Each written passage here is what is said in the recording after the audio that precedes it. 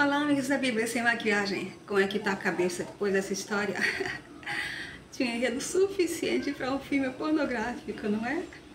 Mas tá tudo aqui na Bíblia, porque a Bíblia é um livro feito de gente como a gente, com erros e acertos. Você viu a simplicidade das meninas? Davam um marido para serva, para terem filhos através delas e acreditavam que eram mesmo filhos delas. Eu já disse em outro momento como era natural o Senhor ter filhos com as servas, mas mesmo assim a escravidão naquele tempo era bem diferente da escravidão transatlântica. Note como os filhos de Jacó com as servas tiveram o mesmo tratamento dos outros e até ajudaram a formar as 12 tribos de Israel. Já na escravidão transatlântica, perderam até a própria identidade. Mas o vocabulário de hoje está carregado de novidades e vai ser bem longo, porque a história também foi longa. Mas aguenta firme aí, que agora é que vai começar a pegar fogo. Olha aí. O título diz que nasceram 12 filhos a Jacó, mas como nós lemos todo este pedaço, podemos constatar que apenas 11 filhos e uma filha nasceram. Então, cadê o 12º? Só daqui a uns bons 5 capítulos é que vai nascer. Será Benjamim. Então, por que é que diz 12 filhos já? Por antecipação, para a gente saber que mais um vem aí. Quantas vezes eu já falei que aqui é assim? Tem histórias que vêm contadas de trás para frente. Daqui a pouco, neste mesmo vocabulário, tem mais exemplos. E eu também gosto de ir adiantando eventos para ficar mais fácil de digerir quando chegar lá. Desde já se liga que, apesar de tanta confusão, esta é a origem das 12 tribos de Israel. E por causa disso, Jesus chamou 12 apóstolos para segui-lo. Da concepção, que se transformou em nome de pessoas, já temos informação desde o capítulo 3:16, quando Deus disse a Eva que com dores teria filhos. Também tem Maria das Dores, não tem? É engraçado dizer, chamou o seu nome, né? Mas era assim que falavam. Olha só, em quantas outras leituras. Chegou o primeirinho, Rubem, mas ele vai perder o direito à primogenitura por causa de um evento que vai acontecer no capítulo 35, entre ele e Bila. Leia diz que o Senhor atendeu à aflição dela. Quanto a Deus atender, vem um exemplo similar em 1 Crônicas 4:10, na oração de um descendente de Judá. Lá diz que Deus concedeu o pedido dele e ele foi próspero. Só que Leia estava aflita. A primeira vez que falamos em aflição foi no capítulo 15:13, quando Deus estava avisando a Abraão que os descendentes dele seriam afligidos no Egito por 400 anos. Agora, qual seria o motivo da aflição de Leia? Seria porque Jacó foi obrigado a ficar com ela e pintou a insegurança a ponto de ela querer prendê-lo, gerando filhos? Ela está confiando nisso, tanto que diz, por isso me amará meu marido. No capítulo 24:67, foi quando o verbo amar entrou na história. E ainda há pouco, no versículo 20, 7 anos de trabalho por Raquel pareceram poucos aos olhos de Jacó, pelo tanto que a amava. Mas e quanto a Leia, concebendo filho após filho? Será que Jacó chegou a sentir amor por ela algum dia? Até agora, só apareceu um marido na história. E a esposa? Só no Novo Testamento, e poucas vezes. A esposa vai ser chamada mesmo de mulher o tempo todo. Leia já concebeu outra vez e agora diz que o Senhor ouviu que ela era aborrecida. Então ela deveria estar falando alto, pois no capítulo 18:12, Deus ouviu o que Sara disse com relação a engravidar naquela idade. Aborrecer começou com Rebeca no capítulo 24:60, na bênção que recebeu ao ir ao encontro de Isaque. E no aborrecimento de Leia nasceu Simeão, Simeão vai ter participação maior na história nos capítulos 34, 42 e 43. Lá vem outra concepção e Leia está segura que desta vez Jacó se ajuntará a ela. Agora é a vez de Levi nessa terceira concepção. Será à toa? O número 3 tem grande importância na Bíblia e esta é a família que Deus vai escolher para o sacerdócio. Leia diz que por isso o chamaria Levi, mas não está bem clara qual a razão. Os levitas vão trazer tanto alegria quanto frustração a Deus, de Moisés no Êxodo até os levitas de Ezequiel 44, dos versículos 18 ao 31, há uma longa jornada. A última concepção de Leia, no capítulo 29, nos trouxe Judá. Este sim vai se apropriar de toda a história, você vai ver. Tudo acontece à volta de Judá. O próprio termo judeu vem daí, Judeia vem daí. Sem contar os personagens que todo mundo conhece, Davi, Salomão. Será por isso que esta vez Leia louvará ao Senhor? Poderia ter louvado quando Levi nasceu, visto que virão a ser os sacerdotes, mas enfim. No capítulo 16 de Lucas, Jesus está contando uma parábola sobre um mordomo infiel. E no versículo 8, o senhor do mordomo o louvou por ter tomado certas providências antes de perder a mordomia. Jesus disse que os filhos deste mundo são mais prudentes na sua geração do que os filhos da luz. Ou seja, em outras palavras, o mundo é dos espertos. Depois de Judá, Leia cessou de ter filhos, para desespero dela. Desse verbo cessar, Paulo nos dá um conselho muito útil em 1 Tessalonicenses 5,17. Orai sem cessar. E aí está ela de volta, dor e inveja, abrindo o capítulo 30. E onde quer que ela esteja, não há paz. Começou no capítulo 26:14, quando os filisteus tiveram inveja da prosperidade de Isaque. Mas sendo a inveja um sentimento mesquinho, tem gente que tem inveja até da unha do outro. Tudo que incomoda no outro é porque queria para si. O pior é que quando uma pessoa tem tendência à inveja, vai ter muita dificuldade em parar de sentir inveja. É como um câncer. Só que para o câncer já tem cura, se for detectado em tempo. Mas às vezes a pessoa nem sabe que é invejosa. Olha aqui no caso de Raquel. Teve inveja de Leia, porque Leia era fértil, ainda que o coração de Jacó pertencesse a ela. Então ela pede a Jacó a coisa mais insensata do pedaço: dá-me filhos, senão morro. Que ideia! Será que ela pensou que Jacó ia ao shopping buscar filho para ela? Não foi à toa que se acendeu a ira de Jacó.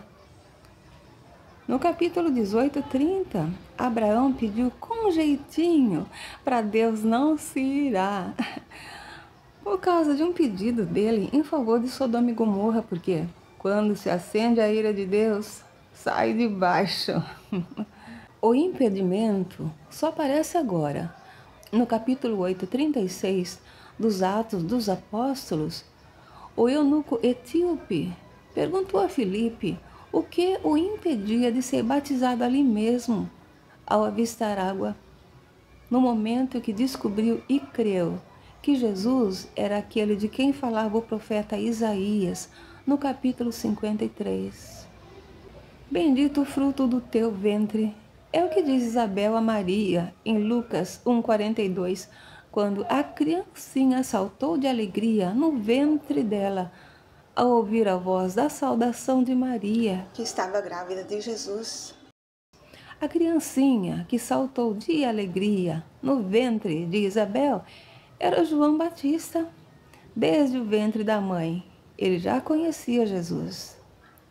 De todas essas passagens que eu destaquei com relação ao ventre, esta é a única bonita. Também de volta, eis. Aqui, desta vez, em Lucas 1,38, é Maria usando essa expressão ao se dispor à vontade de Deus. O mais comum de aparecer é eis que.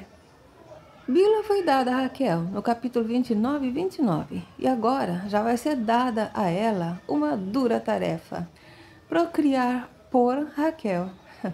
Como eu já disse no bate-papo, isso era normal. Não lembra que Sara também deu Agar a Abraão para que entrasse a ela no capítulo 16, para que também tivesse filhos dela?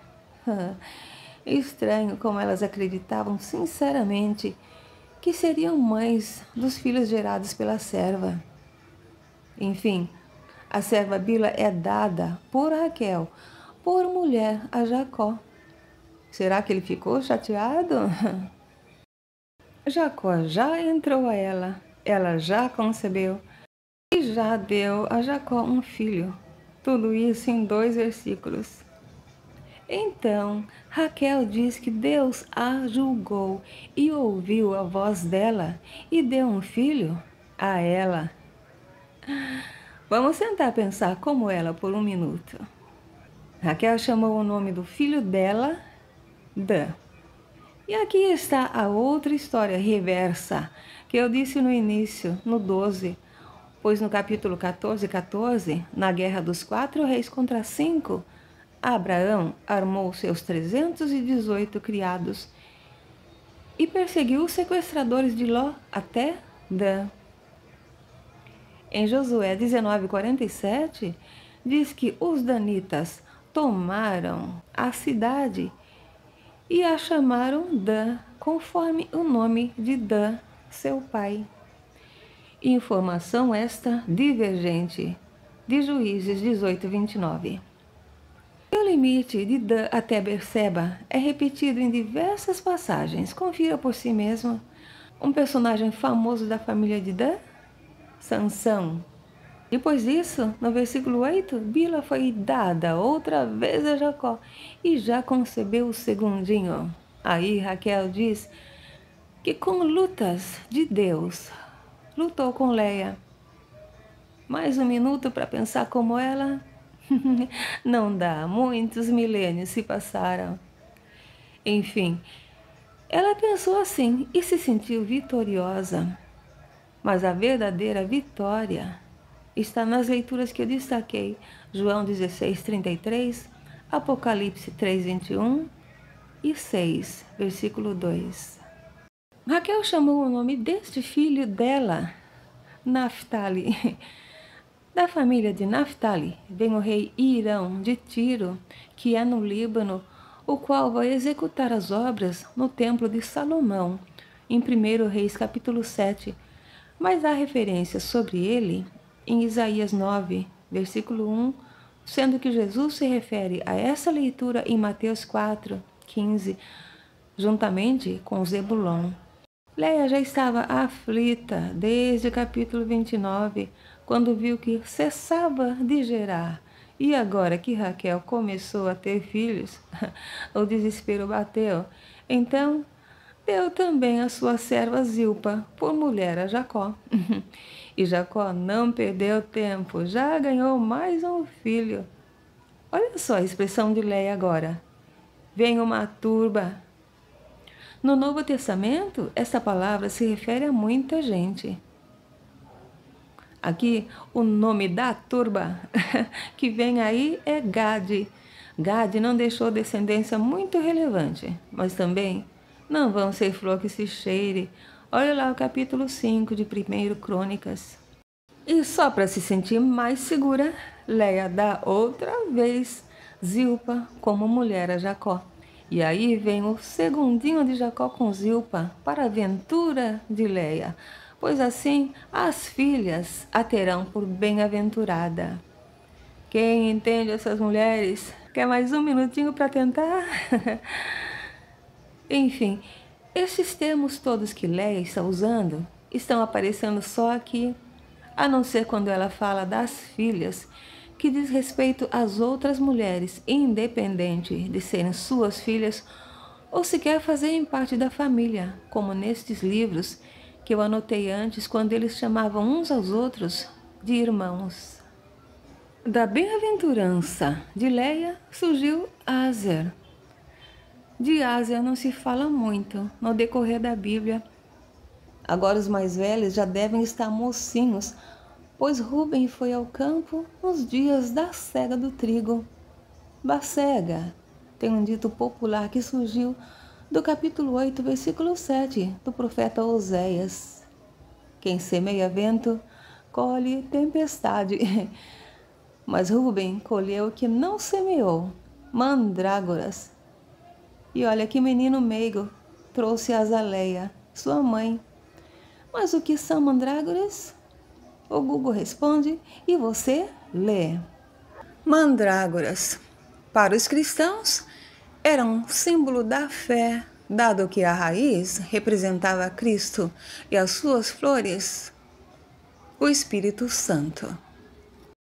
A mandrágora é uma planta que tem conotações religiosas, sagradas e mágicas. A mandrágora era usada na Antiguidade e na Idade Média em feitiçarias. Os árabes chamavam-na de maçã de Satanás, devido aos seus efeitos afrodisíacos. Olha aí de onde surgem os sincretismos. Como pode a mesma planta, que alguns consideram maçã de Satanás, ser um símbolo cristão? Observe como Raquel se interessou pela fruta, tanto que alugou Jacó a Leia por causa dela. Como você leu, essa planta tinha poder afrodisíaco. Será que Rúben pensou nisso quando as trouxe à sua mãe, que cessava de gerar? Aqui não diz nada, mas com certeza Raquel pensou nisso, ao ponto de alugar o marido para deitar com Leia por causa das mandrágoras. Já houve muitas entradas até aqui, mas deitar-se só aparece agora. E com relação a isso, Deus ensina bem direitinho com quem devemos deitar e o que devemos evitar, no capítulo 18 do livro de Levítico. Aí, ao chegar à tarde, Jacó é imediatamente avisado que foi alugado por Leia. Então, tudo leva a crer que haviam aposentos separados para cada uma delas e ele ficava direto com Raquel, não? Sei lá. Só sei que ele fez mais esse sacrifíciozinho, deitou-se com Leia aquela noite e Deus ouviu a Leia mais uma vez, permitindo que ela concebesse o 5º filho. Assim, Leia recebe o seu galardão, que é comumente traduzido como prêmio. No capítulo 15:1, Deus se apresentou como o grandíssimo galardão de Abraão. Mas 9 meses se passam e nasce o galardão de Leia. E ela chamou o seu nome Issacar. Logo a seguir, sem aluguel nem nada, Leia concebeu outra vez, dessa feita pela 6ª vez. Esta concepção, Leia considera como uma dádiva. E não se fala tanto assim em dádivas na Bíblia, mas Paulo usa essa palavra em Filipenses 4:17. É na leitura que ele diz: tudo posso naquele que me fortalece. No capítulo 29:34, Leia já pensava que Jacó ia se ajuntar a ela quando teve Judá. Não conseguiu lá? Agora as esperanças se renovam e ela começa a pensar que desta vez Jacó vai morar com ela, porque ele deu 6 filhos. Até hoje não tem mulher que pensa que vai prender o homem através dos filhos? A esta dádiva, Leia chamou o seu nome Zebulon. O caçulinha de Leia está nas mesmas leituras de seu meio-irmão Naftali, em Isaías 9:1, que Jesus vai citar em Mateus 4:15. Fora disso, não tem leituras muito relevantes sobre ele. Só que Leia não parou em Zebulon. Ainda tinha espaço para mais um. E aí vem Diná para dar outro rumo à história, pois ela vai encantar um rapaz no capítulo 34 E os seus irmãos Simeão e Levi vão fazer uma revolução. Mas vamos esperar até lá, que falta pouco. Raquel pode ter alugado Jacó pelas mandrágoras, mas parece que o efeito afrodisíaco da planta funcionou mesmo foi com Leia, pois ela teve ainda mais 3 filhos.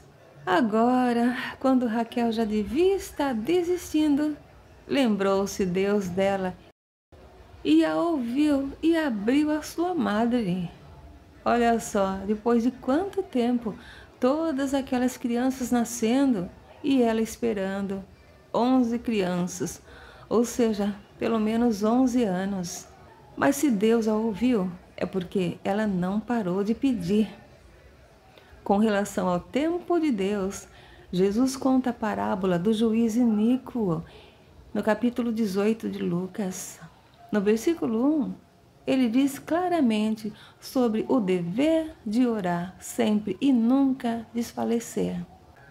Aí, quando Raquel concebeu e teve um filho, disse: tirou-me Deus a minha vergonha. E só nesta frase tem um montão de coisas a saber. Eu só vou abordar o mais básico, porque ficou muito visível. As mulheres se sentiam obrigadas a darem filhos aos maridos. Não viu como elas deram as escravas para gerarem mais? Por isso, quando eram estéreis, eram maltratadas e se sentiam envergonhadas. Olha lá a história da mãe de Samuel no primeiro livro, no capítulo 1. A história é bem parecida com essa aqui. Ela é que era amada, mas a outra é que gerava filhos. Bom, da vergonha propriamente, nós já falamos no capítulo 2, 25. Ali, Adão e Eva andavam nus e não se envergonhavam, pois ainda eram puros, e a pureza não tem maldade. Só que depois que a serpente tirou a pureza dos dois, a vergonha não para de aparecer. Olha quanta aí. E estes são só os exemplos mais marcantes que eu achei bom selecionar agora. Raquel esperou todo esse tempo para conceber José. José vai ter uma história triste com um final feliz. Já fizeram muitos filmes com a história dele. Todos esses outros irmãos virão a se prostrar aos pés dele depois que ele se tornou poderoso no Egito, como resultado da inveja deles mesmos. Nós vamos ver mais sobre isso a partir do capítulo 37. Viu só que interessante? Jacó estava sossegado ali até agora. Agora que José nasceu, dá saudade de casa. Note que ele só pediu para levar as mulheres e os filhos em troca do seu serviço. E não vai ser fácil, mas fica para a continuação da história. Por hoje era isso. Eu avisei que esse vocabulário seria longo, porém carregado de novidades. Falei mentira? Espero por você no próximo vídeo, com a leitura do novo pacto de Labão com Jacó. Aqui se despede a Bíblia Sem Maquiagem. Até lá!